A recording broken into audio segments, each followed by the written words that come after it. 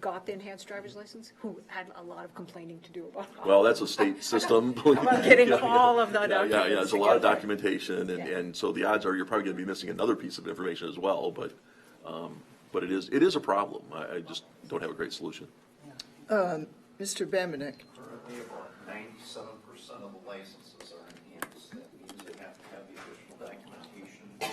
3 months ago at our regional meeting, and this was not just reporters or other county officials present, we were told by the person that works in our association with the Department of Health that all numbers were taking very sharp increases. So this halftime that Ken is talking about, it's already gone way less than that just by the big increase in volume.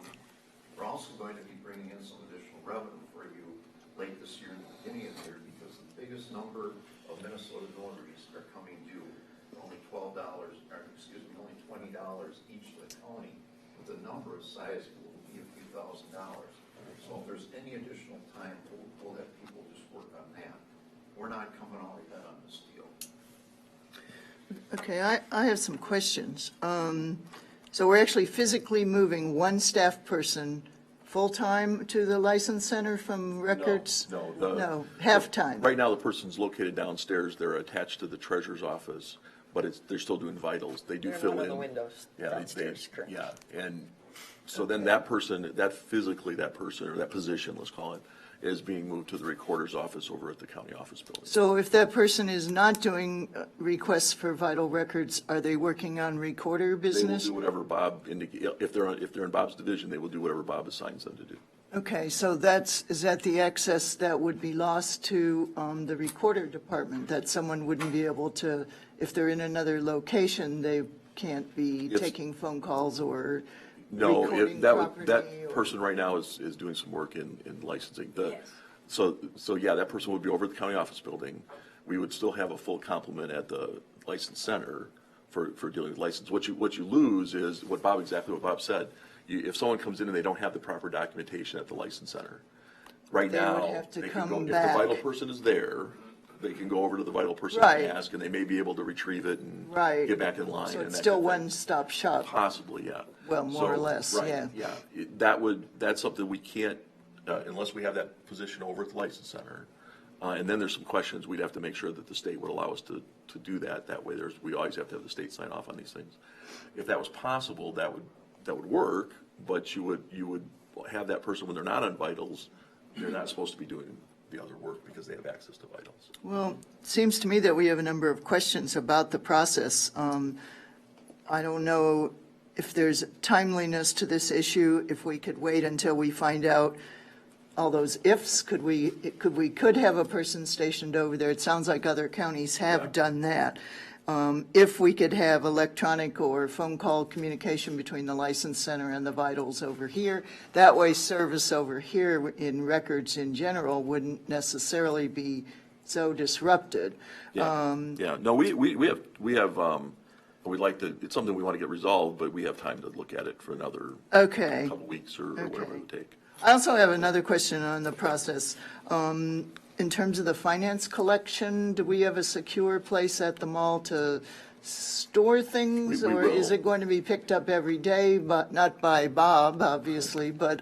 We have to have a vault because we also store license plates, things like that. Okay. So there's a locked, secure location for that kind of stuff. So we have a process for picking up the money, though, Picking to up be the deposits deposited. or depositing the money by staff. That's something that finance works out with the treasurer's office, and we do that. Okay, so Bob and a dog do that in an armored car. Okay. Yeah. So Bob is not in charge of a license. Bob doesn't have a license. I know, Sandra and a dog. Sandra being the treasurer, they handle that, yeah.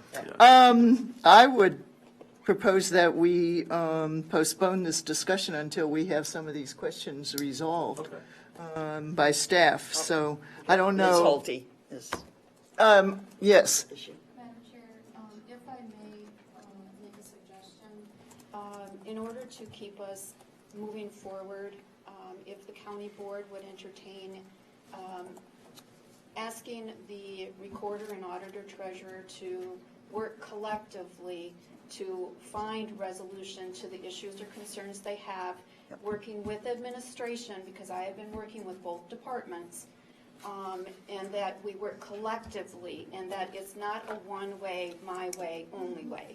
No, We okay, have that's, to find resolution, and I'm asking the board to please consider giving that direction. that was my intent, was that staff work it out. I said staff, that's administration, that's Sandra and Bob, recorder and auditor. Administration. So, do we need to make that a motion, or can we just pull it from the consent agenda? It's consent business. We You can pulled do it. whatever you Yeah. feel is necessary. We need Bob again. I think the message I mean, we is need clear. Bob's rules Just again. postpone, well, you want to cancel or you want to postpone? I mean, we're not That's in You don't it. those have, terms. yeah, you don't have to take any action on the No consent action. item. Okay, let's you just, pulled it and- that's Pulled it. what I thought we could do, is we don't need a motion, but our intent is to delay this discussion or delay this decision until we have some of these issues resolved among staff.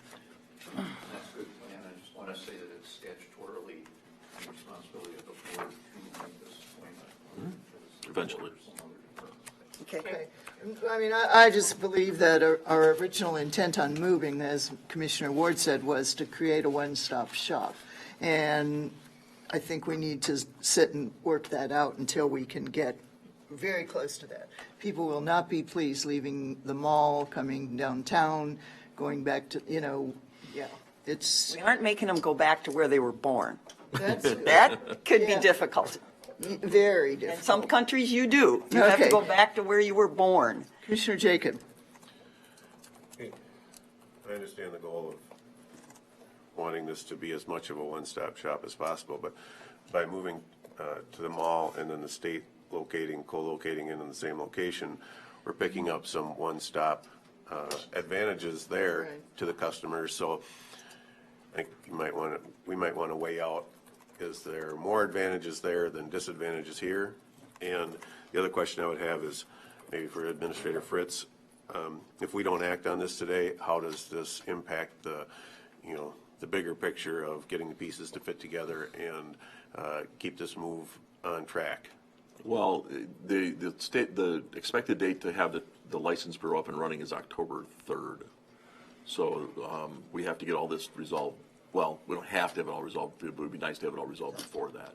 Because otherwise, we're going to be just putting people in temporary ways and trying to deal with it. So we would expect to try to get this done in the next couple of weeks and then get back to the board with whatever we need to do. Okay. thank you. Does that clarify? I guess so. Okay.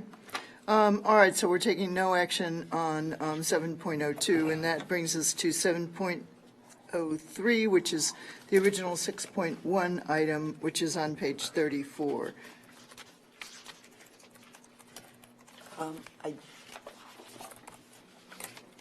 This is the conditional use permit for Easy Wheels LLC to allow for a used automobile dealership. Madam Chair, I pulled this because I've got a constituency that has quite a few concerns, and they were addressed here. They were also addressed at the Planning Commission. I do have a question for Attorney Sonneman, though. I don't know Mr. Jacob that is proposing this, but if we're discussing this, or it's Jacob's son. Okay, sorry. I don't know if he has representation here today to discuss or possibly change any of the conditions. So can we? Yeah, I don't know. I don't know him, but is there any, does he have any legal, I don't know if she any legal recognizes anybody. representation? And then there's been a rumor floating around, nobody seems to be able to verify it, that the whole deal has fallen through as far as the purchase of the property and such. But so can we change, can we possibly change a condition without him being here? Or do we run into that 60-day rule? I guess what I would ask is, you hear from Stephanie Nuttall, our Assistant County Attorney, who appears before the Planning Commission, and Director Qualley is here as well. So I don't know if there's that 60-day, deadline issue on this one, so. We would be running into the 60-day issue potentially. However, he was provided with today's date as far as that this would be on the board's agenda. So he knew that this was coming before you today. If he chooses not to be here, I think that's his choice. And then the other part of there was two parts to your question. About the fact that, he's not here, but there's no attorney representing him. Correct, but he did have that opportunity. He knew So you feel we could change conditions, add, delete, modify without him? You can go forward. accepting? He was told when this would be heard and Okay. what would be coming before you. Okay, all right. Then, one of the big concerns is that our ability to monitor and control conditional use permits. And we've admittedly known we don't have the staff to police all these conditional use permits. And this is one that has a footprint in a community that a lot of people feel will be detrimental to their community. And conditions, we talked about lighting, we talked about fencing, we talked about a number of things in the conditions. And they're always in print rather vague. I mean, we talk about lighting, but there was some discussion about, if you put motion lights up. Well, if you're in a small community and you have a business and you put motion lights up, car drives by, that motion light's going to constantly, be flicking on and off, and it'd be disruptive to the, the most immediate neighbors, which I wouldn't disagree with. We talk about fencing. Well, are you going to? There's a lot of different kind of fences you can put up, and then how high is the fence? But then the fence takes away from the view shed of those that are living just a little further up up into the valley. If all they can see, instead of possibly seeing the river, or some people like to watch the traffic on the highway and such. But if you put up a fence, then how high is it to protect the business yet not impede the the view shed of the neighborhood? So there are a number of, and of course, there's a consensus that they would maybe even like this not to exist at all. It is allowed within our zoning and planning arena, but is it the right thing for this community? So I'm wondering if there's the appetite. The county board has the ability to approve it, as it's presented. But then can we go through the conditions and maybe modify or intensify the conditions? What's the desire? I guess I'm asking what the desire of the board is. Commissioner Olson? I know that Commissioner Jacob, I think in the minutes here, had specifically asked the petitioner if he was agreeable to the conditions. And I also heard a comment about being this a temporary CUP versus a full-fledged CUP or an IUP. And I think the petitioner agreed to these conditions. I know there was concern expressed regarding the inspection or the compliance that Winona County shall be able to inspect annually to evaluate if they are applying to the conditions. So, I think the argument or the work of the Planning Commission, I think they did their due diligence, and I would approve it as it stands. Okay, Commissioner Meyer. Is that a motion? Well, I'll have some more discussion. For everyone who's here from that community, I was at the Planning Commission meeting that night, and I know that there is a lot of concern, and I take that to heart. It means something to me. This use, it's zoned commercial development, and so this is a use that's specifically allowed, which to me means that even though you have concerns, it is a thing that our zoning ordinance does allow in that area. One of the folks who spoke today during our public comment period, this was proposed by staff as an interim use permit, which would have made it temporary based on the closure of the used car lot. And it was changed by the Planning Commission to be made a CUP, which means it's permanent and it runs with the land. There was conversation about it. I was scanning the minutes trying to find it, because in particular, Commissioner Mark Clark was offering the interim use permit as a potential appeasement to the folks in the community, because they wouldn't be, as the individual that spoke today, they wouldn't be stuck with it for forever. Mr. Jacobson got up and he talked about how it had taken a year and a half for him to purchase the property. And so he felt like the idea was if it went out of business, then it would lose its interim use permit.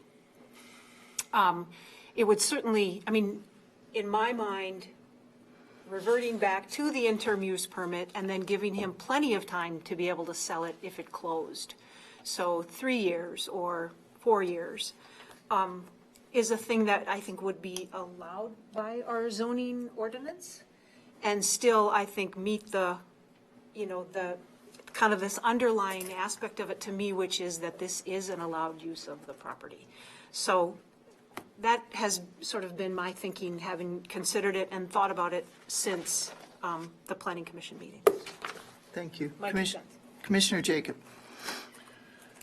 It was unclear to the Planning Commission whether it was proposed as an interim use or conditional use. The staff handling it, Eric Johnson, proposed it as a conditional use. The planning director and legal proposed it as an interim use. And I agreed with Mark Clark that it would be maybe beneficial for the applicant to consider an interim use permit, and it might help to appease the community's concerns. So I specifically asked the applicant very directly if they completely understood the difference between a conditional use permit and an interim use permit. Emphatically, yes, we understand completely. We have this is our $450. We have no interest in applying for an interim use permit, and I feel like it's not our place to tell them what they're going to apply for. I think they either want their my understanding is they either want their conditional use permit approved or denied, and they did not make application for an interim use. Yeah, I notice in the minutes, this is on page 38, on a motion by Cherie Hales and seconded by Lynn Carlson, the Planning Commission voted to leave finding of fact number 8 as proposed, which would be to recommend the petition as an interim use permit. So they were going to leave it as an interim use permit, and the vote was tied, so the motion failed, which changed it to be a CUP. And I remember, because I attended the meeting also, and I appreciate all the discussion and the concerns. I remember that discussion because it was quite intense, and the petitioner did not want an interim use permit.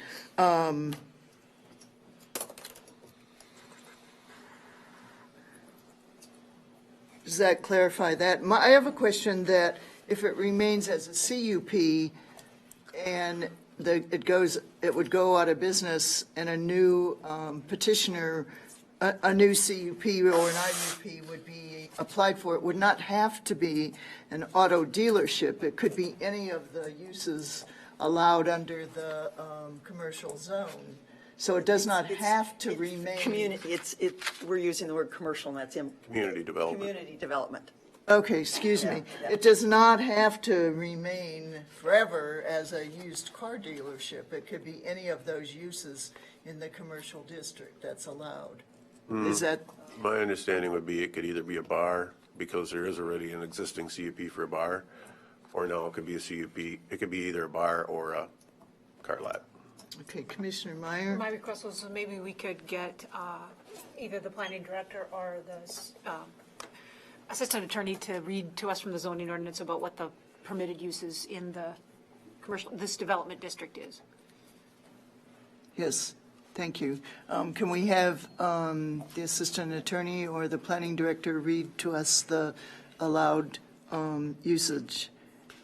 I think just but you're, under that CUP, you can only have the used car lot or the CUP that exists for the bar. But you're You'd have, questioning what it might be other- it's a use that would be allowed, Yes. but you still have to come back for another CUP. If you Right. want to be something else. Yes. Not one of those two. Yeah, Yeah, right. that's right. Right. Yeah, so you could assume it as is, as a car lot or a Yes. bar.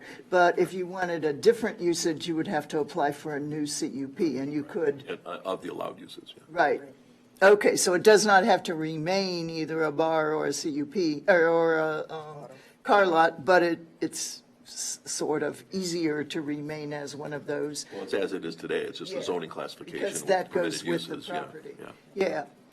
Yeah. Okay, can we read into the record the allowed usage?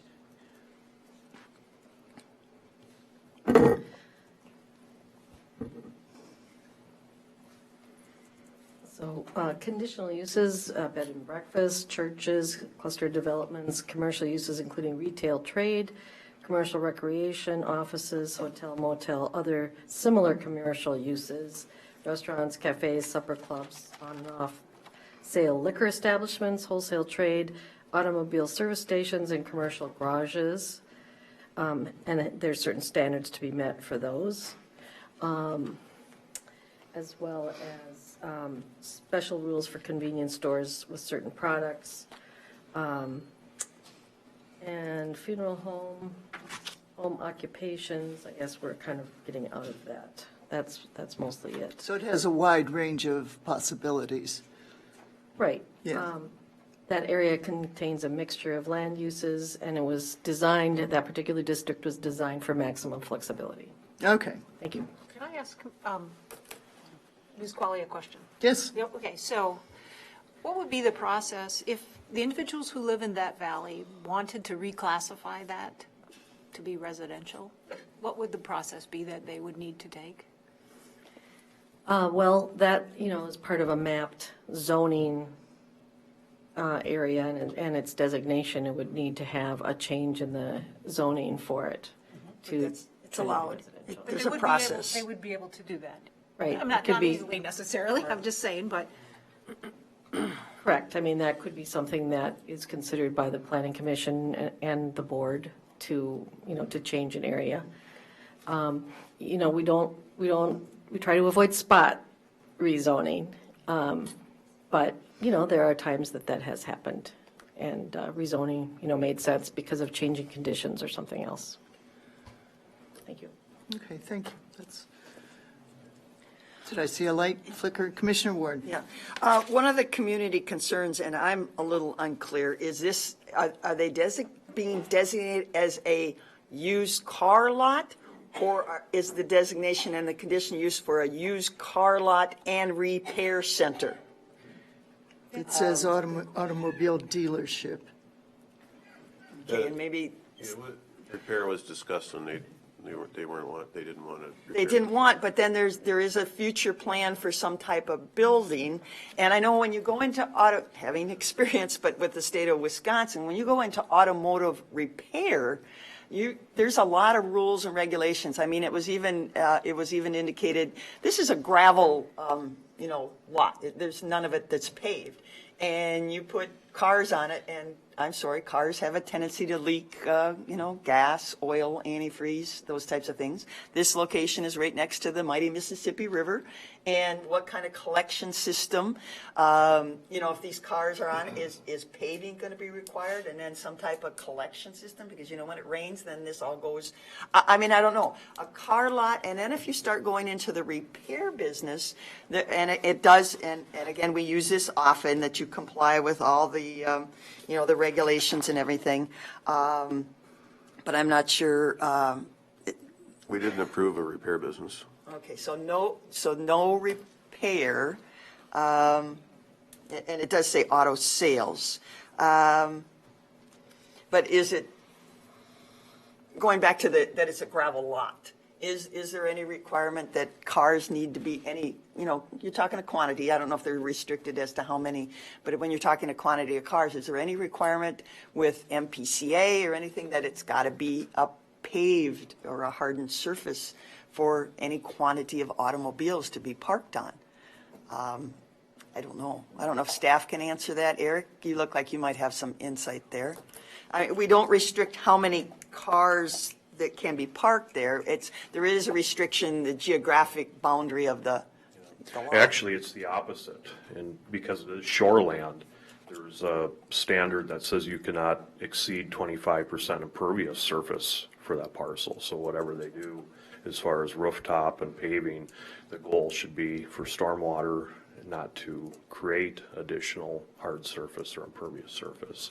So they would have to comply with basically if there was repair work, something to that nature, they'd have to have a small generator waste license to make sure fluids are captured.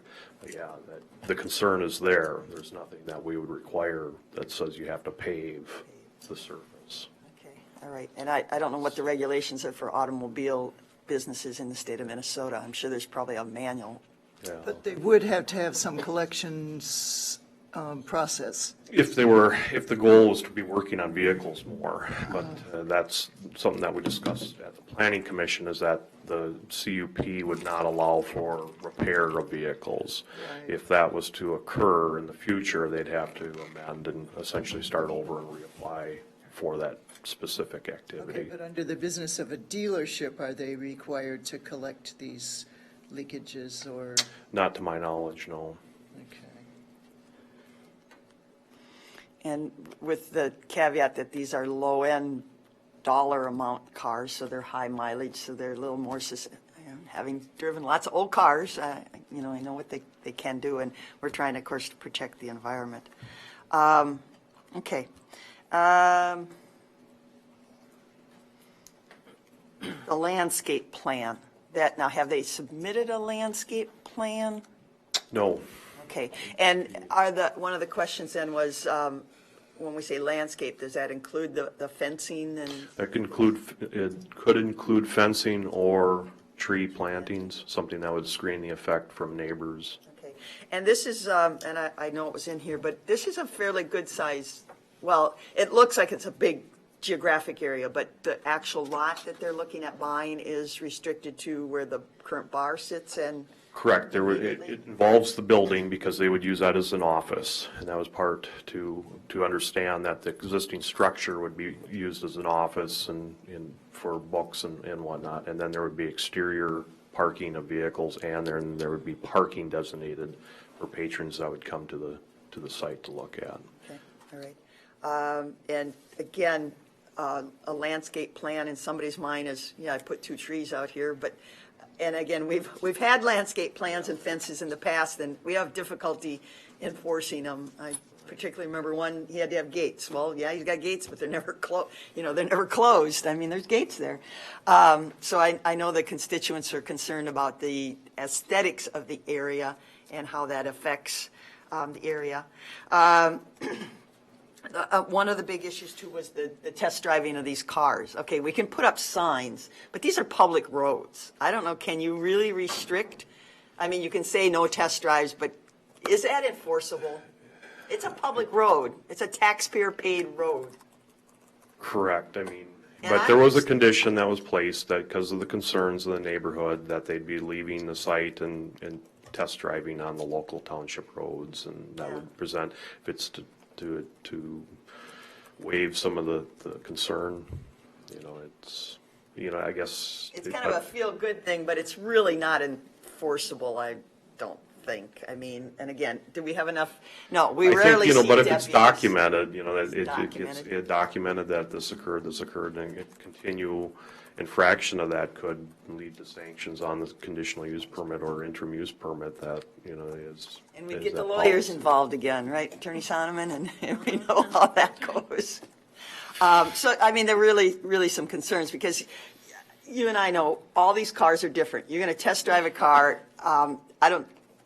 Logically, you're not going to pull out on 61 right away, because you're going to have to know the layout of the car. The dashboard is different to get used to it and everything. So I don't know, natural tendency is maybe to go on a less traveled, a quieter street to get used to the car before you head out onto traffic. And that was a very legitimate concern, because I know there's a couple daycares in the area. There's a lot of elderly retired that do some walking and things like that. And we're allowing this up to 8 o'clock at night. And the thing of it is, 8 o'clock at night, soon, it'll be dark at 5:30. And so if these people are going to be out test driving cars in the dark, it puts the citizens at a higher risk. And, and again, it's a small community. It's not public streets. It's not, Good View where they're currently located. And again, there was a lot of concern from the residents. How do we monitor this? How do we control this? You and I know we don't have enough sheriff's deputies to be sitting in Twin Bluffs, checking things out. That's a reality. So unfortunately, I think, conditions have their place, and we try the best, but it's a lot of feel-good hopefulness.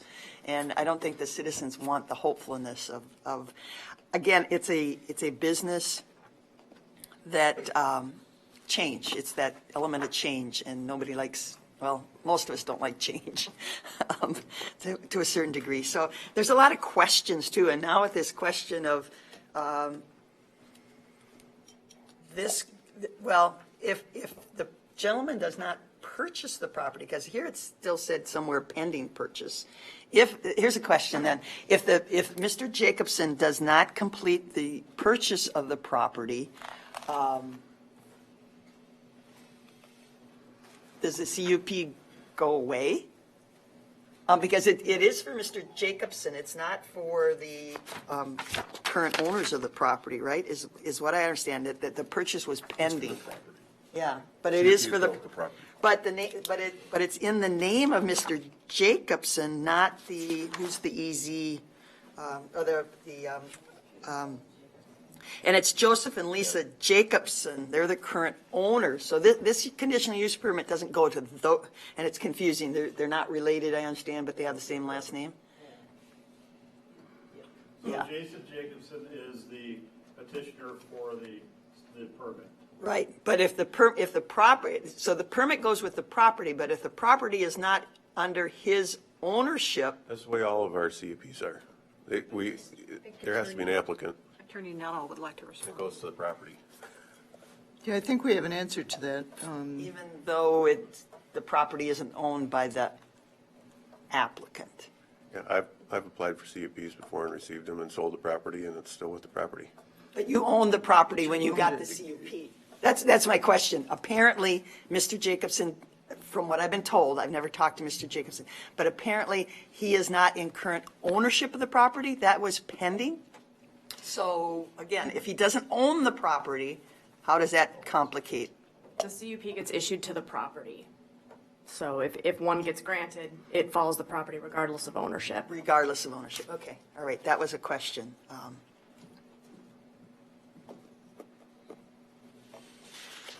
Could we put a condition in there that would prevent that? No, that would make it an IUP. There was a More or less, question. yeah. One of the questions that was asked is, used car dealerships have somewhat, maybe not the best, rap. Some can be very pristine and well taken care of, and some can become, collection points. Like any business. Right. But the question is can we put a bond on this conditional use permit? So if there is some issue of walking away from the project, but a lot of, stuff is left behind, is there the option to put some kind of a surety, I'm not sure if it's an surety bond or some kind of bond for cleanup? It's kind of like we're putting bonds out for cleanup of solar farms. Is there any option to ask the CUP owner to put up a bond for cleanup if? I'm not sure if that came up, Attorney Nuttall, did that come up in the review of it? I don't recall a discussion of bond at the planning commission. Okay. But would that be possible under a CUP condition? Yes, okay, yes. And so it would be, like I said, it would be similar to a solar farm that we've asked for bonds to do cleanup. So that would be a potential. So that, again, the community wouldn't be faced with a potential eyesore if it doesn't come to fruition, or in 10 years it's, abandoned or. Yeah, but we do have a nuisance law that would apply in terms of the number of vehicles. Oh, that's inoperable vehicles. That's a private. That's yeah. inoperable. That's a junkyard. Yeah, okay, sorry. Commissioner Jacob. Well, I think my concern about a bond would be that we're not singling this CUP applicant out and treating them differently than the rest, because we did approve one right down the road on the same side of the road, and we didn't require them to do a bond, and I mean, I'd like to see our practices consistent with everyone. It's that change thing that I totally understand. The one that was approved was a gas station, and it was I'm not sure, it was a gas station many years ago, and then it changed to some kind of sales unit, and right, they're selling cars. And you're right, we didn't, but I do understand the angst of a community that sits right there and has to look at it every day. So I would propose to ask for like maybe in this case, an exception, or, a different condition, and conditions are all unique to the conditional use permit, that we put condition of a $25,000 bond for any cleanup in the future. And that 25 is what we put for solar farms. Is that a motion That to would- add a condition of $25,000 bond for Yeah, cleanup? I would put that as a motion. Okay, do we have a second?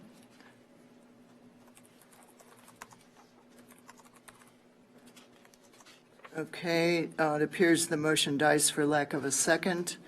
So let's continue our discussion. Are we ready for, we have discussed it. I'm not sure if we're ready for additional motions regarding the request, or if we want to continue. Well, I've got a couple others, if I could, Madam Chair. Sure. The hours of operation, with regards to this lighting issue. If we're going till 8 o'clock at night, especially come, winter, fall and winter, when it's going to be dark at 5, and you're going to have people coming and going and test driving cars, and and I don't know that our lighting ordinance, I don't think it requires motion, but that was a topic that was brought up in several discussions, that it would be very, it would be a big irritant to the people who live so close to have these lights flashing on and off. But of course, it'd be an irritant to have, spotlights on, 24/7 also. Would there be any appetite to change the business hours restricted, 8 to 8 during the, and we can pick out months, the summer months, but maybe at, when fall and the darkness sets, to limit the hours to like 6 o'clock? November to let's get light out, March, April. Whenever the time changes. Yeah, or the time change. So I would ask that we change the condition 8. It says the business will be limited to an auto sales business and hours of operation restricted between 8 and 8 for the months of, how do I say, daylight hours, and then the fall and the winter to limit it to daytime, daylight hours. Sunrise and sunset. That's a little too complicated. Yeah, but I Pick mean, some months there. well, okay, so eight Say the to time change. 8 to 6. Yeah, when we change the clocks, I guess would be Okay. a So of course, documented, corresponding to daylight saving time? right? What if they outlaw it? Well, then I think they might. they might. We'll have to readdress it. Commissioner Jacob, you had your light lit. I can see where that could be beneficial to the people who have concerns with the light, but without the applicant being here, I mean, I don't know what their intention is. This is the application as they made it, and whether they're agreeable to those, I mean, maybe they don't want the CUP if it comes with those kind of restrictions. So I feel like either we approve or deny what they're proposing and not modify it. And again, that's why I asked Attorney Nudelman, and they were advised, but with no representation. I think Zoning Administrator Johnson had some information on lighting, that how lighting would face and how it would be directed. Didn't we discuss that the night of the?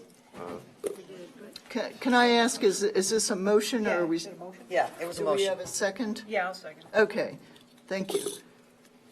Yeah, in regards to the lighting, they proposed nothing new than what's already there. If there was lighting that would be placed with downcast. It'd be security lighting motion just on the premises, but they're not planning any high overhead commercial lighting on the site. So essentially, the first condition that they're held to the representations, that essentially then would be the understanding with that site. And that's defendable in a law. Sure, and that same would go for the signage. That question was posed, that they would not put additional signage other than the sign that is there. So that's under that condition that says they agree to all the discussion. They abide by the representations that they made in the application, yeah. Yeah, because, in other words, we've addressed that, yeah. Okay, We have a motion are we ready to vote on the motion? to restrict. The motion is to change condition 8 to be 8 a.m. to 6 p.m. for hours of business during winter hours, meaning the winter time change hours. Commissioner Olson. And I'm not going to support the motion only because again, the applicant's not here. He could have been here. But this was what was approved by the Planning Commission, and the lighting, if you're concerned with the lighting, that's addressed in condition 6, so I don't think we should put any more restriction on their hours of operation. If they want to have a successful business, let's let them open at Okay. the times they proposed. All right, thank you. Commissioner Meyer and then Commissioner Ward. I just want to recognize the concerns of the folks who live in the valley and who are displeased with the proposed business, and anything that I could do to appease them that I feel like is legal and within the limits of the law, I'd like to try and do, so. Okay, Commissioner Meyer, Commissioner Olson, Commissioner Ward, let's just go right down the table. Sorry, Commissioner Ward, you had your light. And again, it's unfortunate the applicant is here, but they are advised that they should be here. I mean, this was, again, the discussions that went on at the Planning Commission, and Mr. Byron is here today saying he would have had a different change of heart. So it wasn't, that way it would have been a tie. I mean, so it's not a slam dunk. Most of our conditional use permits are, they go by the rules and everything, and they're pretty straightforward, and we all agree. And this one, yes, these are my constituents. Mr. Jacobson is a business person trying to do something, but he is not my constituent. He's a constituent of the whole county, but these are my constituents, and they've expressed a lot of angst and concerns about this, because it is that change element. So I do have to ask, I did try to address a lot of things, but I probably didn't cover anything. I'll ask Bob, is there anything that could, through the conditions, make this more, and I've always said, these are allowed with conditions, so you put conditions on them that make them more, to allow them. Is there anything that I missed that you feel very strongly about? I'll ask you to come to the podium. I know you're kind of the undocumented spokesperson for the group, but you do a good job of it, Bob. So is there something that we could put on as a condition, possibly to make this more palatable for the? Well, you turned down the bond, which actually was not for the end of life for this business, but was to help enforce any violations of the conditional use. That was kind of the whole nexus of that. The biggest concern this community has is the visual footprint. Excuse me, you're talking about community concerns, and we had that during the public. Well, I've asked him to. Are we asking, is this becoming a public hearing? Is that? She's asking me for my opinion. Yeah, I asked. Right, and that was expressed during the public comment period and also at the Planning Commission meeting. Right, but- I don't want this Hey, to turn into a public hearing, because Mr. Jacobson elected not to show up. So I mean, this is the community. are we bordering on a public hearing? Maybe I just have one I question just- that might end this. It's real simple. Okay. Okay. If Mr. Jacobson's deal falls through, I'm talking about Jason Jacobson, the gentleman that wants to have the car dealership. If his business with the other Jacobsons falls through and he doesn't purchase the property, does this CUP. or CUP become null and void? because this is by the No, we applicant, had- not the property owner. Is that a condition we could add? We could, I think. Yeah, I think that's very valid. Well, we have legal. Yeah, I'm in perfect agreement with the ability of people to speak. I was at the meeting. I am very sensitive to the neighbors' comments. I just want to make sure we do everything legal here and not have a unauthorized public hearing in case we're sued. That seems to be the story of the day. That's just- we got good lawyers. Over our decisions. We got lawyers. Ask me again your question, Marcia. Is there any particular condition that we could put on this application that would make it more palatable for the community? We have expressed that to the planning department and to you specifically. It's all been covered. It's now in the hands of these fine people right here. Okay, thank you. Okay, Thank you, thank Bob. Stefan? So the question for legal was, could we put a condition that says if the sale is not, it doesn't go forward, that the CUP becomes null and void? Or that the issuance of the CUP is contingent on the sale of the property? Okay. It depends on how you frame it. If you are going to have a terminating event, which in this particular case would be the failure of a sale, it would have to be an interim use permit, not a conditional use permit, because that would be an event that would make it a temporary in nature.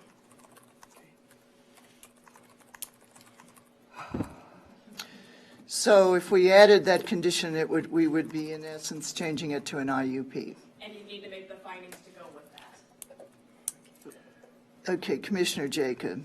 If I move to table this, that causes problems with the 60-day rule, but if the applicant, if they're, we're hearing rumors that the sale might not go through, maybe the applicant doesn't even want the CUP, and we'd be tying a car lot to this location with no one who even wants one into perpetuity, which is, hard on this community. Yes. So what happens if I table it?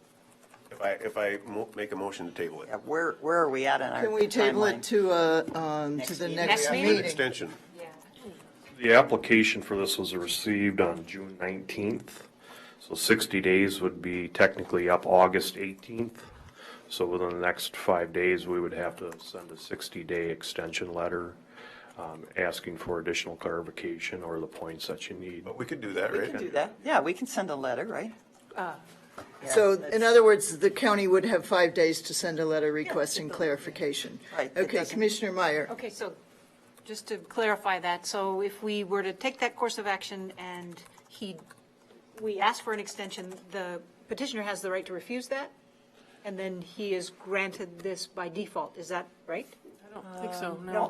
No, we have authority to extend it. Extend it, We do. To make Yeah. that initial extension. Okay. right. And that gives us We an can only extend it additional, once, right? We can't- an additional 60 days then? Is that what the law is? Okay, I'll make a motion to table. can I, okay, so if we table it, then the plan after that is? What Eric just stated. Can you include that in your motion to table, that then direct staff to send an extension letter? And I would Yes. recommend that it be before, or Yes. on or before Friday. And 'cause- the request Okay. is really just to ask him to come in front of us next time? Well, they get Before the clarity. motion to table, Commissioner Olson had his light on. Well, So let's I've been- suspend this particular Wait, we discussion. do, also, we already do have a motion on the table right now about the condition that had to do with the daylight savings time. Yes, so we need to take care of that, yes, before we table. go ahead and do that. Okay, we have a motion by Commissioner Ward and seconded by Commissioner Meyer, and the motion was to change condition 8 to be business hours from 8 a.m. to 6 p.m. during winter hours. I'm not sure if that's called winter daylight or what it's, Corresponding with daylight saving time, right? that's good, yes, corresponding with daylight savings time, So okay. it was 6 in the summer then, 6 PM, not 8. Right, No, No, in the 8. opposite, it was the opposite. yeah. 8 in the summer, 6 in the winter. Yeah. Is there any further discussion on that motion to limit the business hours? Okay, all those in favor of the motion to change condition 8 to be business hours 8 a.m. to 6 p.m., 6 days a week during times to correspond with daylight savings time, signify by saying aye. Aye. Oppose? Nay. Nay. Okay, the motion fails. And let's go on. Did you still have a point of discussion, Commissioner I Olson? contacted Mr. Jacobson. Right now? I, No. yes, he's, Oh. he just. You're texting him right he now? just, well, I'm not driving. Okay. And he did indicate that he's not here because Jason applied for the conditional use permit, and he figured that he contacted the county to tell them he backed out. And we didn't see any more papers for the meeting, so I figured he did. So that's just what he shared. Who's Jason? That He's, The applicant. was he's the the applicant. Oh, applicant. that's the applicant. Okay. And So Joe- he- Joe Jacobson is the owner. Can we enter this in writing for the record? Can we? It's in writing. Kind of a first, yeah. So he says he has contacted the county. Do we have acknowledgement of No, that? he said, he figured, Joe figured that Jason contacted the county. Oh, you talked to Joe. Oh, You're talking to Joe. Joe, who's the Joe. current Joe. owners. Joe. The Okay, o- well, he should know the status of it, yeah. He believes that the petitioner would have let us know. I asked him, I said, do you care if this passes? And he And he said, said, maybe for the next guy, but he wants the people to know that worse things could go in there than the car lot, so. well, I say, well, let's see, what's our But latest the motion? petitioner is Jason, not Joe. Right. Right, the owner is I Joe. like the idea of tabling it still. Yes, we need clarity. The solid approach. Yeah. Because we still haven't heard from With Jason that he's Direction withdrawing. for staff to do the extension in a timely fashion, which seems like it goes without saying. But now, point of clarification, are you contacting both Joseph and Jason? Both? Okay. Because, well, with that comment that Commissioner Olson received back, they're saying worse could go in there. It sounds like they might still want it, but It they're sounds not like, the it applicant. sounds like maybe the has- owner might still want it, but the applicant Is, is probably not. right, so they can't just Passionate assume, about this. the owner can't assume the conditional use permit. The owner's thinking, now I got a bar and a car lot, I can sell it. more sellable. Right. But he's not the applicant. He's not the applicant, so he would have to go through this whole process. He'd have to apply. I think tabling it. Table, yes. Okay, we have a motion to table, which does not require a second or discussion. No, it does require a second. We have it. Commissioner Olson seconded. Okay, it does not ask for discussion. So all those in favor of the motion to ask for an extension for tabling the, And then ask to for- table and ask for an extension For clarity, yes. for clarification. Okay. All those in favor of that motion made by Commissioner Jacobs, seconded by Commissioner Olson, signify by saying aye. Aye. Oppose? Okay, the motion is tabled, and we don't have a date for that, but we have 60 days. Okay. All righty, I move we take a let's, 5-minute. yes, Okay, good idea. let's take a 5-minute break, At least a a long 10-minute five. break, whatever. Let's come back by 10 till, which is 8 minutes or something.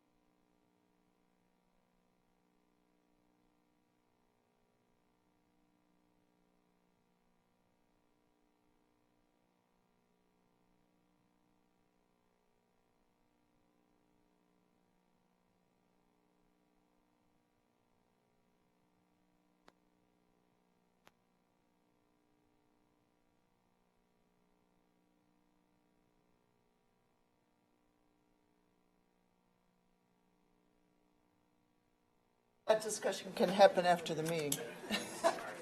Okay. So Greg, McCall is back Greg's text into- got documented? I didn't have a chance at all. It's on my phone. Democracy. Yeah. Okay, McCall us back into session. We're on to general business. Part 7 and 7.1 starts on page 113. Discuss and determine the 2020 SEMTRA allocation and approve preliminary levy resolution. So conveniently, that's the second part of our stapled business here, if you had that. Anyway, we're on page 113. That's the point. Thank you. Good morning. My name is Buffy Baranek. I'm the Executive Director for SEMTRA. Not new to SEMTRA, but new to this position. I've been the Executive Director now for 4.5 months. So You sure have the impact of clearing a room, Buffy. I sure do. I hope it's not because they're not interested in housing. In your packet, there's 4 key items. The first is a letter that was addressed to Administrator Fritz that talks about SEMTRA's accomplishments through 2018 and our plans for 2019 and 2020. The second document is the 2020 budget request. It's broken out in detail. There's, and I'll go through that, 3 key sections in that. Then the detailed budget for the general fund overhead is included as part of that third document. And the fourth and final document is the lengthy audit of SEMTRA. So those 4 things. Those are included as requested for budget consideration. I'll just briefly go through the letter, which highlights a lot of what's going on at SEMTRA. SEMTRA is really broken into 3 key categories. First, our rental assistance program, which is a Section 8 rental assistance. A lot of discussion that has occurred around that is the transfer of the City of Winona vouchers into SEMTRA's vouchers. In fact, I'm headed over there after this meeting to continue that discussion. We have been approved at the field office. Our request for that transfer from both the Winona HRA and SEMTRA is in DC now being considered. And what we have asked is that as of 1/1, those vouchers would be transferred to SEMTRA to manage. Note that the City of Winona would still be serviced, but serviced through SEMTRA. There's a lot of dialogue and reasons behind that. A lot of it has to do with just the decrease in federal funding and the efficiencies of being able to run a program of 165 versus we have 387, then we'd be adding the 165. There's just economies of scale that you can do as a larger organization. And I like to make the comment on this program. We will not be making money, but we will be losing less money. Yes, that's, I'm sorry. The fixed costs, we won't have to increase the fixed cost as much as we would the variable cost. Therefore, we're mitigating the loss that SEMTRA has for running that program. And we're helping the Winona HRA as well. They're not having to use some of their other federal programmatic funds, which will help them operate the City of Winona public housing more efficiently and effectively. So this is only the Section 8? Only Section 8. Okay. Only Section 8. I have had some discussions with the City of Winona about, it's too early, I can't give you any quotes or anything, but I have had discussions with the City of Winona of helping to pay for that transfer. And if not paying, at least doing some pro bono services for SEMTRA. Do we have any idea of the federal timeline on approving that request? Well, they said 30 days, and it's been a lot longer than 30 days. So we are operating under the assumption that we will be able to do this transfer as of 1/1/2020. Okay. But, and to Buffy's credit, she is trying to manage this and everything. I do have some angst because this whole SEMTRA levy is only on the rural part of Winona County. The city pays nothing. And for us to take on these 165 vouchers, there's a cost to doing business. There's always a cost to doing business. So I hope Buffy can negotiate, something. But they have to realize that so SEMTRA is a multi-county agency, and these vouchers go into the pool. And there is no guarantees that these vouchers, will stay in the City of Winona. And they do have to realize that. And so, if they want, I think they need to help. I think they need to come to the conclusion that they need to help fund, some of this operation to maintain, a priority on these vouchers. And there's currently 165 vouchers under the city. That's a lot. Yes. And you figure it costs us, what about, for some reason, $14 comes to mind for some reason. Administrative? It costs us about $44 Or per voucher. Right. So and so Winona County rural residents are making up the levy, paying, staff to do the paperwork for it. So I really think the city of Winona needs to, be proactive in helping cover those costs. So we'll see what Buffy can come up with. I'll just add that we are reimbursed administrative costs from the federal government. It's just not enough to cover all of the costs. The federal government is just decreasing the amount that they're providing administrators of all programs across the board. It's a trend. So you're asking the city to make some contribution on behalf of those 165 vouchers? We'll see where and how that all falls out. But I use Buffy's line, government, we lose less. Yeah, unfortunately, we say that about several. Many programs. So that's one key facet of SEMSHRE is the rental assistance. The next is rental properties. We own and operate 56 rental units throughout Winona County.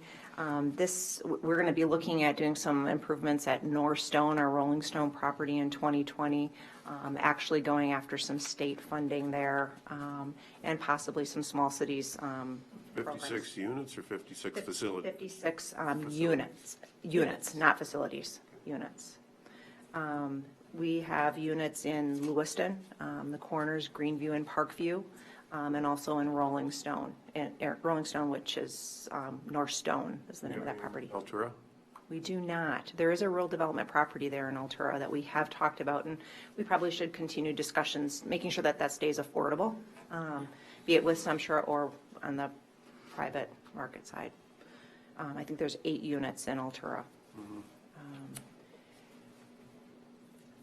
This does not affect Winona County, but we are in the process of repositioning some of our public housing, some of our scattered sites. Again, it's a reflection of the federal government kind of backing away from funding housing and looking at other funding mechanisms. But we do not have public housing SEMSHRE does not have public housing in Winona. I noted in there some rehab work that we've been able to do in the Lewiston markets. And I'm really happy to note that we were funded for 17 residential and 33 rental unit rehab in the city of Goodview. That was very exciting. We have applied or are in the process of applying for funding in St. Charles for small cities. We did go forward to the city. The city has accepted us to go through the survey process for doing some rehab work, be it residential, commercial, or rental within the city of St. Charles. That is part of our funding request from the county for a match. The city has approved a $10,000 match for that grant. I'll just talk a little bit about South Fork. This is sadly, again, part of our levy request. We have done some financial analysis on that property. I do not foresee us having to extend the life of that TIF district, meaning that we don't have to come back in and ask for an extension to continue the TIF to pay off the bonds. We'll be able to pay them off. But we will need to continue to levy through the county for the foreseeable future. I think future discussions with the county are warranted to talk about that, just in terms of where are we at, how long do we have to levy this $25,000 per year. Note that there is only one single family lot left out there for sale. We've had a fabulous banker partner who helped us build out that. We do have one, I want to say it's a 12-unit townhome lot that's available along Highway 14, and we do have 2 potential developers for that. So I would foresee something happening here within the next year. The second phase, where you see the mounds of dirt in, we are having some public discussions on what could happen there. I'm excited about that. Maybe some housing, but some maybe just public space as well.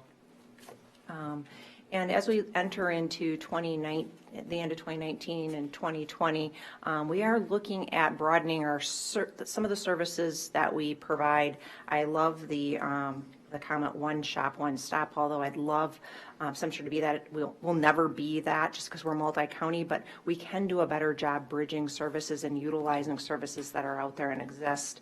One thing that we want to do better with our programs is providing that financial self-sufficiency component through financial wellness consulting and training and counseling. We do have a staff member who is trained and holds certification to actually do this.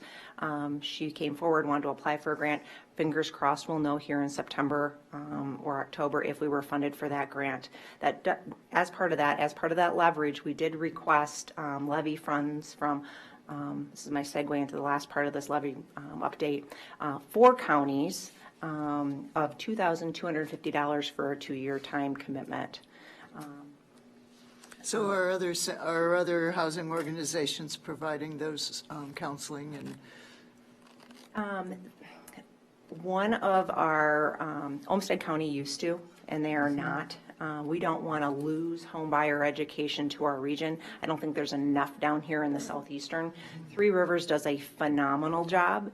And one thing that I have said to our partners that are out there, be it CETA, Three Rivers, any of the EDAs that are out there, we're not here to compete. There's so much to be done in terms of affordable housing.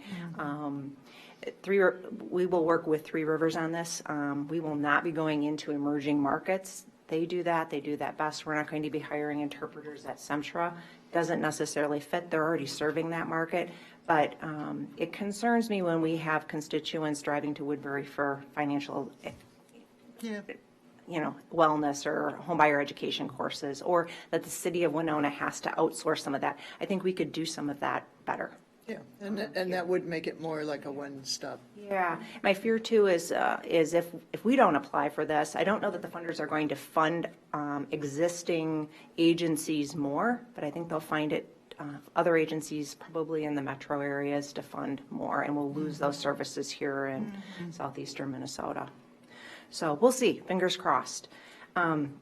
The last part of that, I mentioned 4 counties. I'm really, really happy to report that Dodge County is actively participating with Semtra now for the second half of 2019.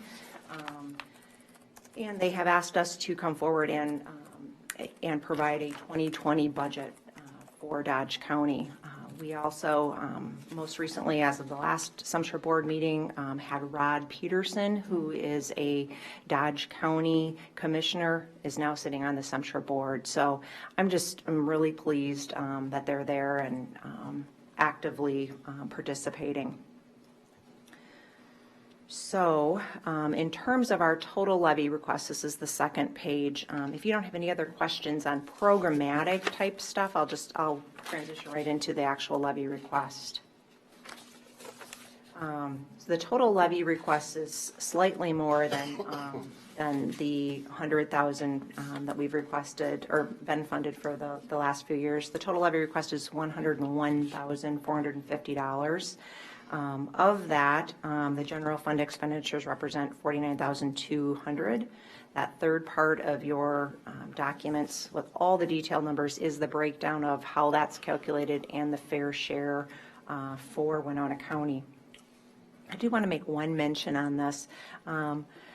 We will see where we end up in December. Remember, this is just a preliminary levy request. I did spread this to just the 3 counties in the preliminary levy request. I have tried really, really hard to not allocate the fact that Dodge County has not participated to any of the counties. So there will be a very small, like maybe $1,000 savings that you'll see overall. That has come out of Semtra's programs. We have not funded capital where we've needed to fund capital. We have not staff things at the level that we should have in prior years, rather than pushing that pull out of a county back on all the other counties that are participating. You have not been, for the most part, charged Dodge County not participating. So fingers crossed it will come in a little bit less when we come in for that final levy request. So $49,200 for the general fund, $40,000 for housing development. Those are kind of the two key fixed pieces. 15,000 for the Lewiston housing projects, that's for Greenview and Parkview. That's just a levy commitment that helps keep the rents affordable there. And the $25,000 to fund the St. Charles South Fork Debt Service Reserve Fund for the bonds.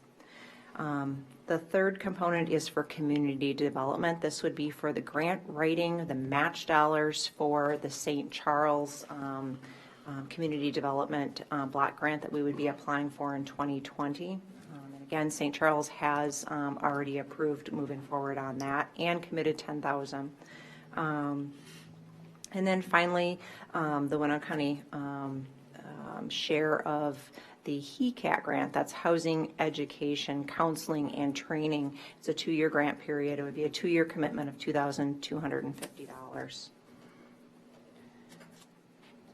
I'll just pause there and ask if you have any questions.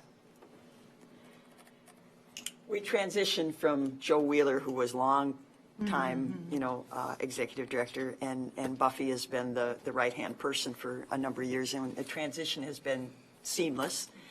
Buffy's done a good job with the board and everything, and really concentrating on I think our strengths versus, Joe had a tendency to always be thinking outside the box, and maybe sometimes took us down some paths that weren't as, in his best, his best thoughts didn't pan out like they should have.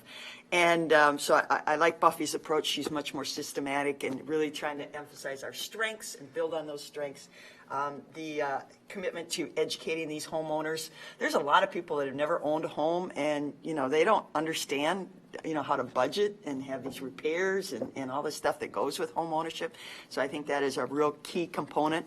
And hopefully she can get a little money out of the city of Winona, because again, this comes out of just the rural property taxes, not the city of Winona. So hopefully she can get some cooperation and strength built there. There will be is there a board? Oh, yeah, Jack Roberts is electing to retire from his board position. He was a Winona County appointee to the Censure Board, has served for many years. So we will have the opportunity to put recommendation forward, and I'm not sure, when was Jack, September? He is not going to run for election of a officer position in September. It will be finished in December. Will be his last one. Right, so we will have another position, and of course my position is always up for grabs, if anybody has the burning desire. But I've been kind of consistent. I would move to approve a preliminary levy request of $100,000. That keeps it what we've been doing for the last few years. It keeps it consistent, and I think Buffy does a good job with that amount.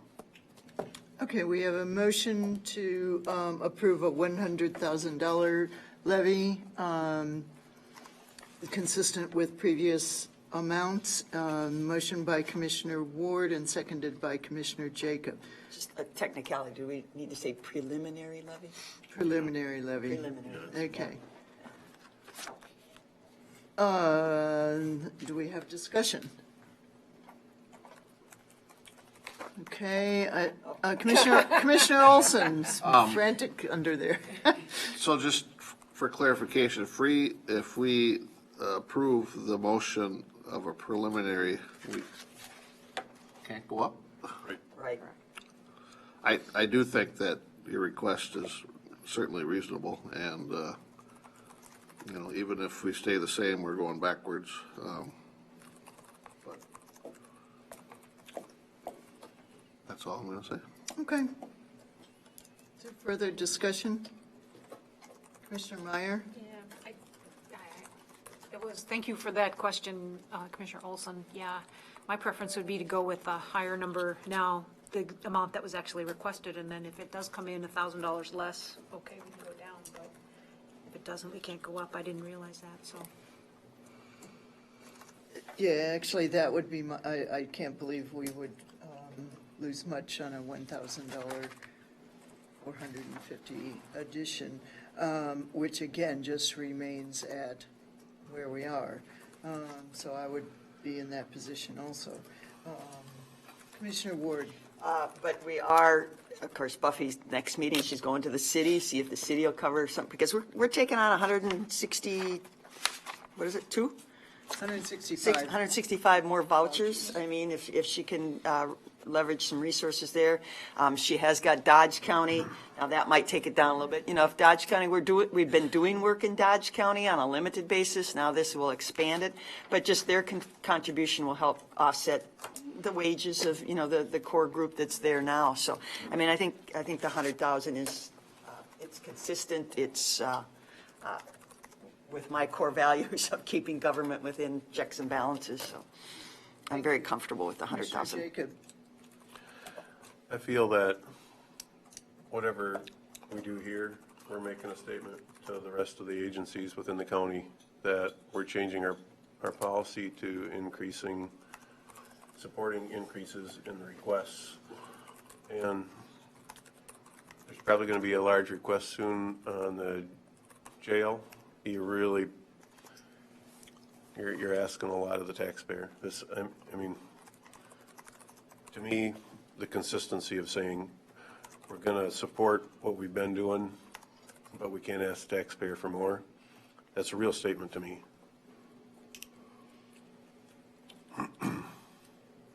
Thank you. Appreciate those remarks. But this is, again, this is a preliminary levy.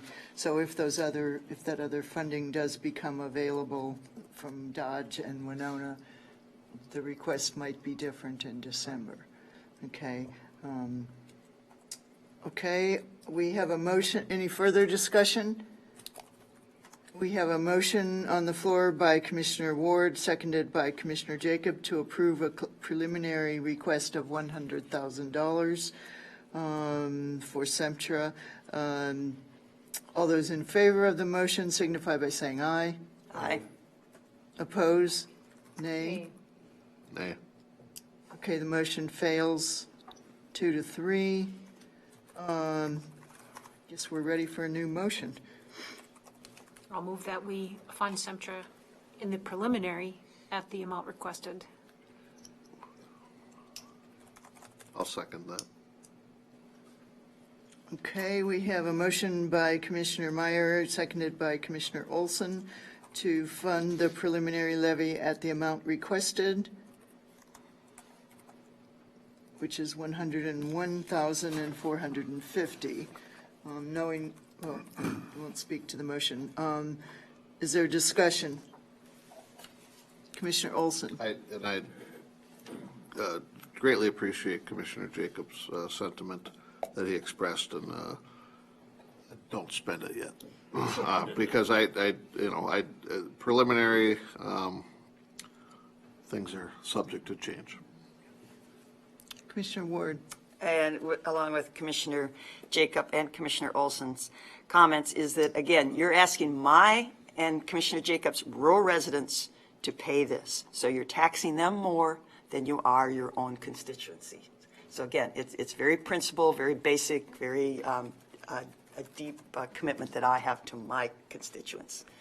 But you're taxing them more than the city districts.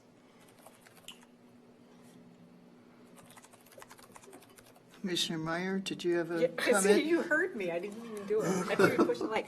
I just wanted a point of clarification on if this part of the levy is somehow done differently than the other parts of the levy? Yes. In terms Yes. of tax capacity? Could you explain that to me? The city has its own HRA, Uh-huh. so they have the ability to levy under that HRA. So it limits the county then to the areas that aren't already HRAs in cities. Is that a Okay. fair assessment? And so then the city limits basically end up being, okay, thanks. So I it's did only, not know it's that only was spread your across point, the so areas that thank you. don't have a HRA of their own as a city. Okay, thanks. Right, and what Buffy's negotiating is the opportunity for the city to make a contribution on behalf of from their levy on behalf of the 165 Section 8 vouchers, But the which still don't have they're not earmarked for the city, even Right. if the city makes a contribution. Right, and the city has not had an HRA levy because they've benefited from their Port Authority and a number of other I don't know the funding for the Winona HRA, but I do know that the majority of their programs are federal programs. So, and that, again, that because the federal assistance is going down, they can't afford to keep that, or it's been eating at their core program, which is their public housing. So transferring that to SEMSHRA, who can operate that more efficiently, helps both HRAs.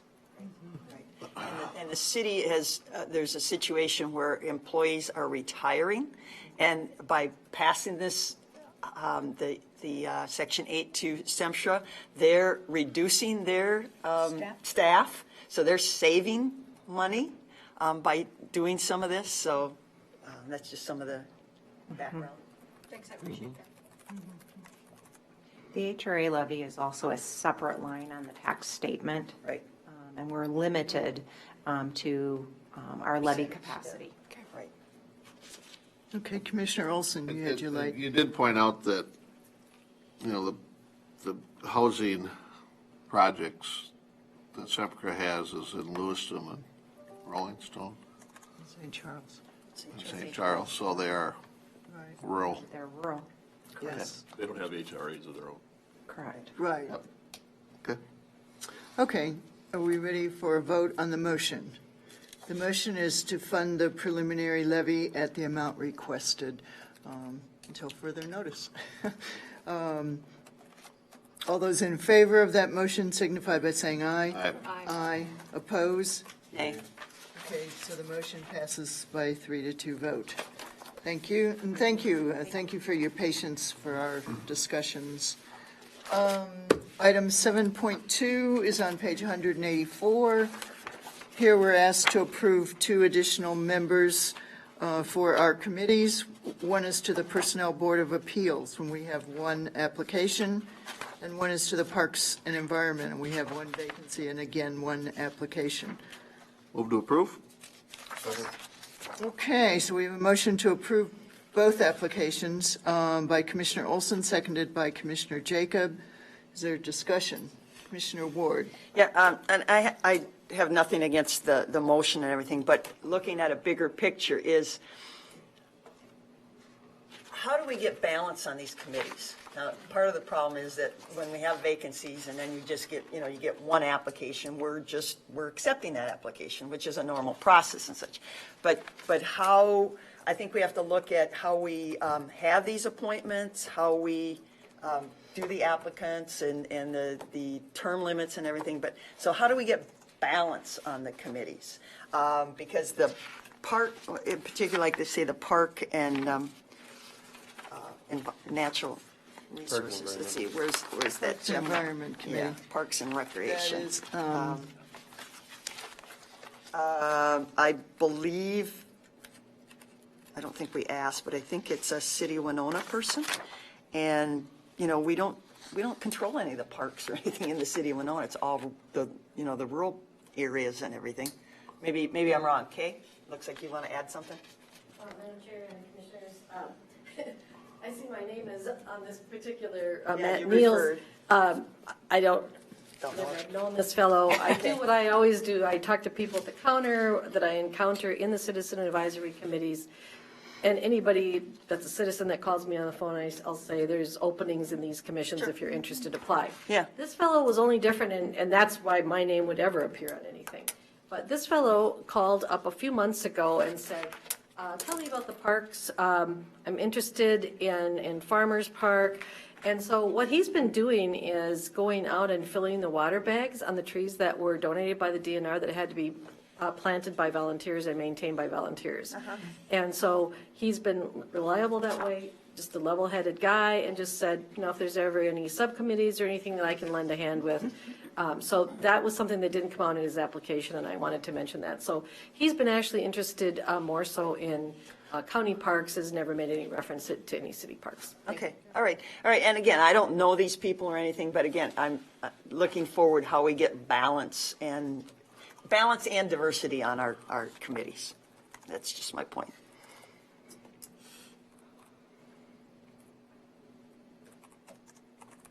Okay, we have a motion on the floor to approve both of these appointments to the Personnel Board of Appeals and to the Parks and Environment Motion by Commissioner Olson, seconded by Commissioner Jacob.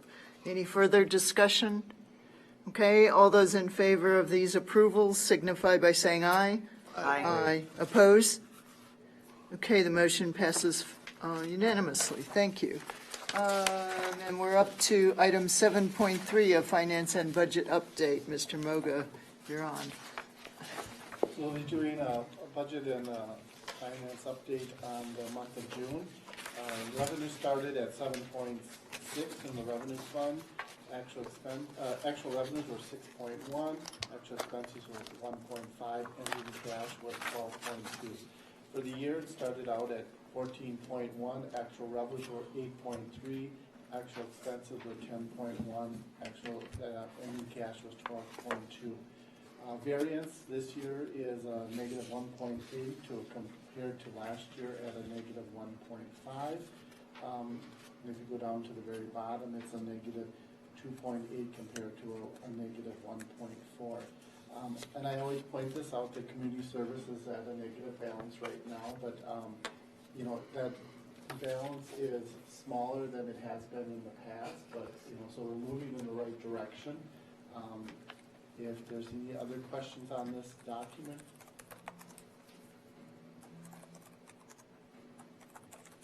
If not, we'll move to the summary.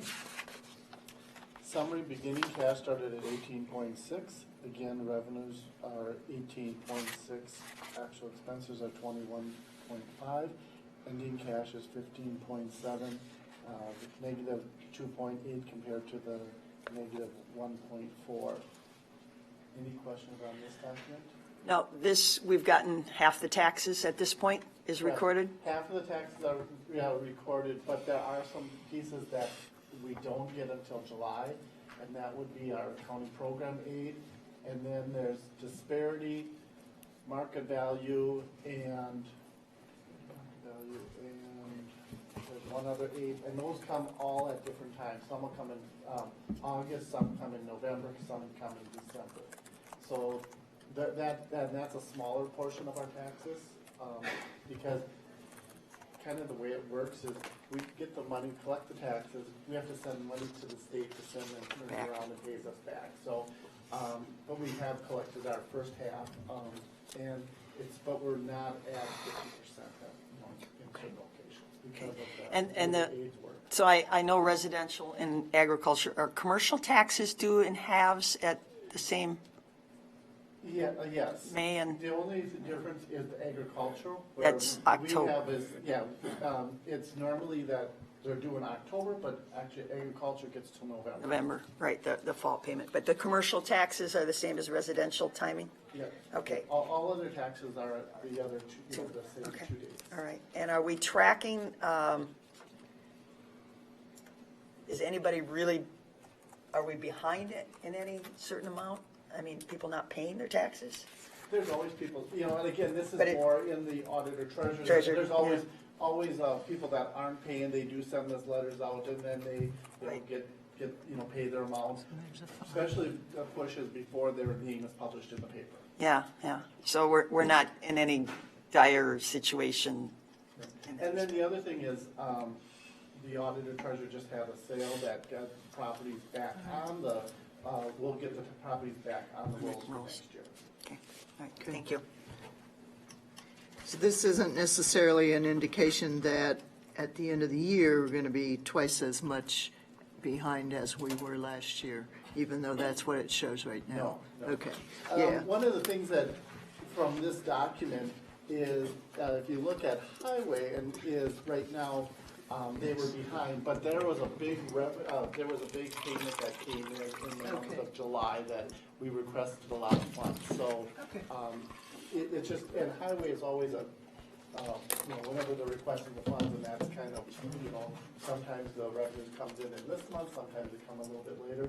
But then also the other offsiding to that is in October, we're going to have a lot of payments for finalizing a lot of those contracts. Okay, thank you. We'll go to the budget update. At this point, we're at 50%, and the human services at 55%. All the other departments are under that for expenses. And again, human services, the revenues are actually, are ahead of the previous. Hopefully things keep on that way. Right now, I would say that we're ahead from last year. At the same time, it was about, I'm going to say about $700,000. But hopefully things keep that pace. And if we're 5% over last year, the $700,000 was about what percentage? Trying to see apples to apples. God, I'd have to, All right. I can get you that information. This is the best it's looked in a few years. Yep, yeah. Yeah, Glad to hear it. that percent is the best at halfway. Yeah, and I looked at, comparing, now this is the month of July, comparing July, because we are closing the month of July. We're basically in July, we had a negative, last year, negative 1.8 million. We're sitting at a negative 0.9 million. So again, we're about half of where we were in the past. All right. And hopefully it keeps on trending that way. I'm just hoping that there's not a state bill out there like we have been hit with in the past sometimes where we'll end up with $500,000. We're losing less. Yeah, there we Yeah. go. That's the theme of the day, man. Pat, I do have a question, though. You've got under the transportation sales tax, which I'm glad to see it's amazing that it's that 0.5% is that much. But then you've got transportation sales tax expense. Why are we spending so much more than we did last year? What are we spending money on? I mean, We have a project that's going on right now. oh, that's a, We collect more money in one year and then spend it the next year necessarily, so- so there's always a lag between the two. I'm sorry, I thought you were paying the state to collect our tax and they were charging us more. Okay. Yeah. Okay, all right, understand. I thought if they were making money off of us collecting it, I had issues with that. The Okay. highway department's gone wild. Yeah, no, that's okay if we're spending money. I thought we were paying the state to No, collect no, it. yeah. Yeah, these are the highway projects, that's the Yeah, expense. yeah, okay. Thank you for that clarification. But make no mistake, we are paying. Yeah, we're paying, I know May we're not be paying. on here, okay? Right, right. Yeah, we pay. There's always a way. And the last item on here is, we have budgeted $180,000 for interest. At the present time through June, we earned $177,000 in interest. Okay. So, again, that's, tracking higher than we've seen in the past. So hopefully it continues, but again, like I always state also, if you go back years ago, we used to bring in about $1 million in interest. Yep, We won't be doing that. no, no. But it could be over 180,000 by the end of the year. Oh, it'll be over. Yeah. 100. Maybe double Yeah. that. It should be roughly double. Yeah, We're only halfway. True. Yeah. Yeah. And on rates, I guess, what happens with interest rates. If there's no other questions on this document, Thank you for that information. Okay, we have some announcements. Commissioner Ward, you reserve the right to. Yeah, I think everything's been pretty much covered from my end. Thank you. Okay, Commissioner Meyer, you, Well, I was just going to say congratulations to you for being on the board, Oh. MCIT board, but that already got said, so. That will be very interesting. Talk about big bucks. That's big bucks. 81 counties belong to MCIT, plus about 340 other, like Darrell Buck, the Soil and Water Conservation. So they cover, I didn't realize it was this much. They cover over $5 billion worth of property to cover. The key takeaway, one of the gentlemen told me was, when you build a jail, build it plain, because if you build it fancy, it's going to cost you more to insure it, and it puts a burden on the whole system. So you want just a plain box. You don't want anything fancy. It's less to insure. It's just like those that live in fancy homes. They pay more insurance than us that live in basic homes. okay. I had several announcements. Goodview Days is coming this weekend, so if you find your way for the parade on Sunday or any of the other festivities, there's a race on Saturday morning, just a good community event run by the Goodview, they call it the GAP, I think, the Goodview Association, whatever. But they raise a lot of money for that community and provide a good event. I've had the experience last week to attend, I attended both the treatment court on Thursday and the Veterans Court on Friday, and I just had some comments. The treatment court, we had 13 people present, and gosh, 4 of them were making comments about homelessness, homeless issues. 5 of them were making comments about either switching jobs to get more hours or the issues of working second and third shift and those kinds of things. But they were very concerned about their job experiences. And 4 of them were moving up from different phases to additional, so they're making progress, so I thought that was really quite significant.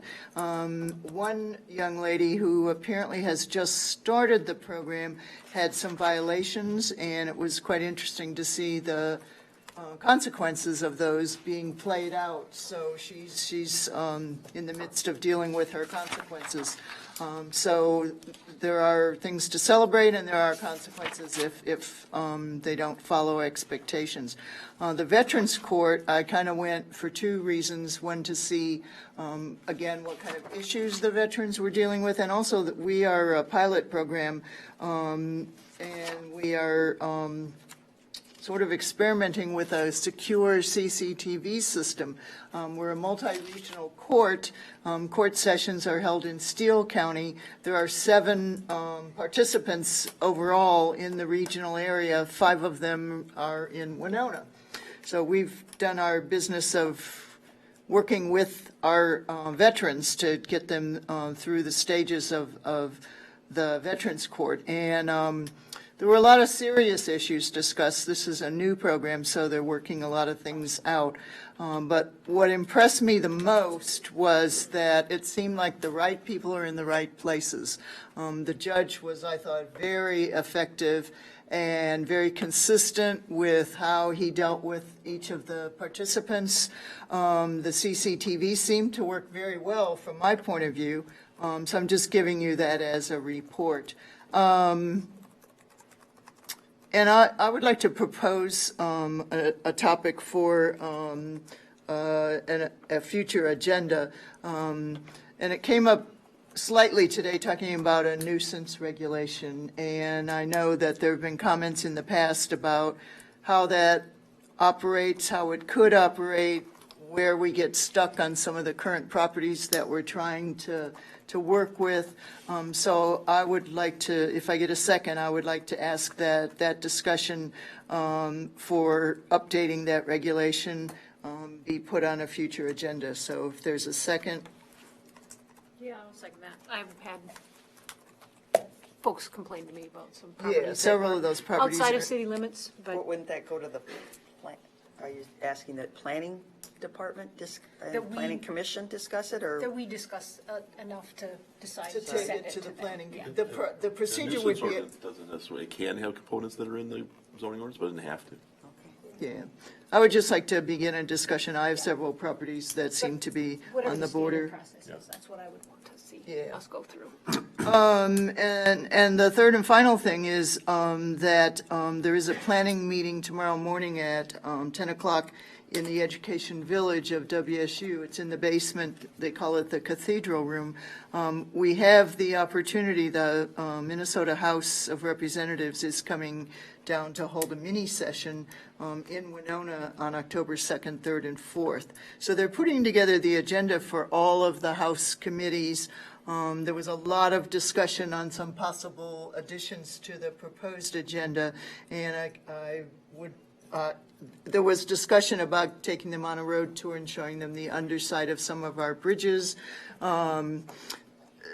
So there are a lot of possibilities of working with our legislative committees while they're down here to really show them what it's like in greater Minnesota for some of the legislation that they would be proposing for next year. So I just wanted to bring that to people's attention. And if you're available tomorrow at Education Village at 10 o'clock, anybody, it's a public meeting. Commissioner Ward and myself and Mr. Fritz attended the last meeting, and I think it was very valuable to have the county perspective there, because the county perspective per se, to me, didn't seem to be reflected too much in some of the proposals they had. Now, the man handling it, the House staff person, obviously, he's going to expand that agenda as for the potential, and then it's going to be narrowed down. So we're in the possibility now of expanding the agenda with some perhaps county-level perspectives. They had on there, one thing they had was a proposed, that they take a tour of the proposed jail site, which I thought, that's interesting. There's a vacant lot. And perhaps instead of that, we could have a discussion about diversion programs and how they're working, how they could be working if we had a little more funding and blah, blah, blah. No, Commissioner Kvesi, I offered we could put a bed and breakfast jail suite on their housing option. Yeah, we had all kinds of creative solutions, all the way down to in their swag packets that we give them some orange shower shoes. Yeah. So the possibilities are wide open, I guess, is what we're saying. So if you have some suggestions or, I just wanted the board to know that this is happening and that proposals are being made with our, for our department heads or our staff through. At Mr. CJCC, the judge was very willing to invite them to a treatment court and to adjust the date to make it work. Make it work? Yes, Well, so and that's a possibility. with Commissioner Kvesi, if I could add in, your comment is that even some of our local universities and cities, they don't understand county government. They don't know what we have to deal with. I've always said they kind of get to do the fun things, and we have to take the mandated things that the state tells us. And I was amazed at some of the comments that they didn't know what we do at the county. Yeah, and that became very apparent, I think. Well, I could go on, but that's enough. We have to set I 'em. do have a copy of what was proposed as an agenda so far, if anyone's interested to see that. And Mr. Fritz and Commissioner Ward also have that copy. So I'll just end right there. I think that really covers my list, and I appreciate the opportunity to share those things. Commissioner Jacob, did you have some announcements?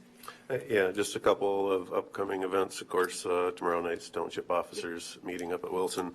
And then Gladiolus Day is up in St. Charles. So the parade will be on Sunday, August 25th at 1 p.m. And then there's numerous events in the community leading up to the final day of the when they have the parade. So a great event for the community. Good, thank you. That's all I had. So with no further discussion, are we ready for adjournment? So moved. Second. We have a motion to adjourn. Commissioner Olson, second by Commissioner Jacob. All those in favor signify by saying aye. Aye. We are adjourned. And we now, do you want to take a break before we go into regional rail, or? What do you guys want? Should we skip that?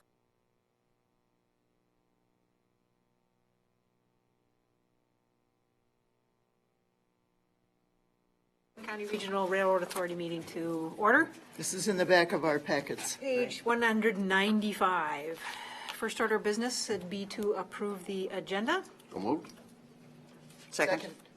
Okay, so moved by Commissioner Olson, seconded by Commissioner Ward. Any discussion? All those in favor, say aye. Aye. Opposed? Okay, we've approved the agenda. The next order would be to approve the minutes from our last meeting on January 8th.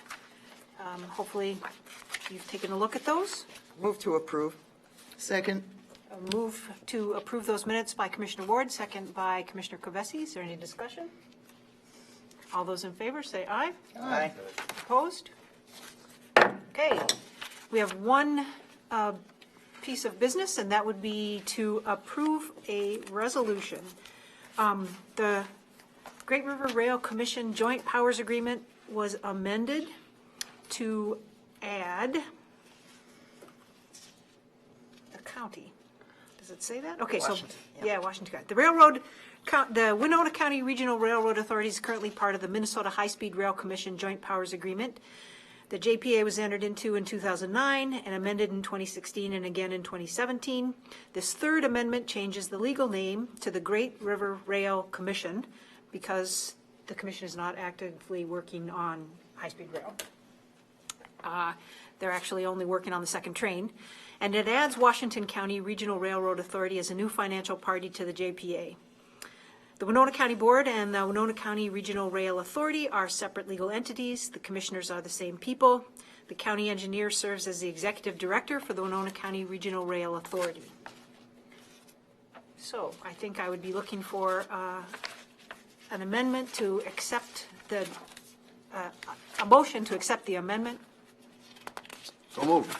Second. Okay, moved by Commissioner Olson, second by Commissioner Bessie. Is there discussion? I do have. So what is Washington County going to contribute? The funding formula, I'm looking at page 2005, or 205. And, I do not have the answer to this question. I'm wondering if Commissioner Kavesi does? and don't we, No, it's my understanding that they will then have a representative at the Great River Rail. well, we're committed to 6% of the budget, so I would assume that they should also, if we're letting Washington County in, and Washington's a very large, growthy county, I would imagine there'd be some proportion that they would pick up of that budget? It seems that those with 0% contributions don't have a rail stop. Stop? I don't know where So that Washington. might be the difference. But with Washington, well, It says financial parties, they're listed under financial parties. okay, so I guess when you have your next meeting, ask them what I can. their commitment is, and I'm not sure what cities, I know there's a bunch of cities listed there, I'm not sure which are in Washington County, and, well, you got all these on page 202, you have all the, under B, non-financial parties, and those are some small cities, but some big cities, St. Paul too. must have a stop, Redwood. Yeah, well. They have and Union I'm Station. thinking Cottage Yeah, Grove Union might be. Depot. Maybe that's. They're under Ramsey County. Is Cottage Grove, Washington? Lines right there. Okay, all right, so, Yeah, Ramsey County makes a 13% contribution on page 205. so just make it fair. I mean, To the extent that's possible. Oh, yes. Just point out, those percentages that you're looking at, if you look above that, that's the 31% that's based on the rail stations. Yeah. And then there's 50% based on population and 10% based on proportional corridor mileage.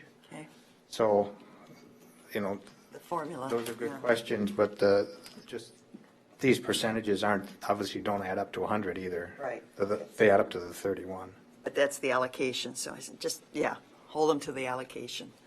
We all want to be treated fair and equal. The other aspect is the portion that's allocated to Winona County Regional Railroad Authority. The city of Winona has been paying half of that consistently. I mean, they don't have a specific financial commitment, but they have been paying half of the Winona counties. All right, oh, so Good. they've been doing 3% of the, They've been, yeah, it comes half, to. 50% of the right. 6, yeah, right. yeah, okay. okay. Well, it does, though, if you look at the funding allocation, the 1, 2, 3, and 4, which is 9%, that does add up to 100%, right? So 50% based on population, 10% on annual operating budget among financial parties, 31% based on the stops, and 9% on other funding among the financial parties, so equally. So, Right, so that's where you get your 100%. yeah.